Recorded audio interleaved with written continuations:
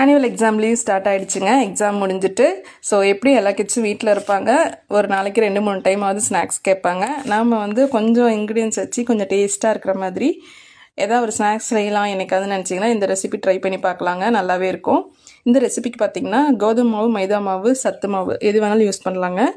நான் வந்து 2 கப் கோதுமை மாவு, சுகருக்கு வந்து இனிப்புக்கு பார்த்திங்கன்னா நாட்டு சக்கரை சேர்த்துருக்கேன். ஒரே ஒரு பனானாவை கொஞ்சம் சங்கியாக இருக்கிற மாதிரி மேஷ் பண்ணி 1 பிஞ்ச் சால்ட்டு 1 பிஞ்ச் ஏலக்காய் பொடி போட்டு தண்ணி ஊற்றி ஆட் பண்ணியிருக்கேன், கலந்துருக்கேன். நீங்கள் வந்து பால் வேணாலும் இந்த ஸ்டேஜில் மிக்ஸ் பண்ணிக்கலாம். இன்னும் கொஞ்சம் டேஸ்ட் நிறையா கொடுக்கும். ரொம்ப தோசை மாவு மாதிரி இல்லாமல் கொஞ்சம் கெட்டியாக அடை மாவு யூஸ் பண்ணுற மாதிரி அந்தளவுக்கு கலந்துக்கலாம். பேன் நல்லா சூடானதும் பார்த்திங்கன்னா நெய் இருந்தால் நெய் ரொம்ப பெஸ்ட்டு, ரொம்ப டேஸ்ட்டாக இருக்கும். அன்றைக்கி வந்து என்கிட்ட நெய் இல்லைங்க, அதனால் நான் வந்துட்டு கல்லெண்ணெய் தான் இருந்தது. ஸோ கல்லெண்ணெய் ஊற்றி தான் அன்றைக்கி சுட்டு எடுத்திருந்தேன்.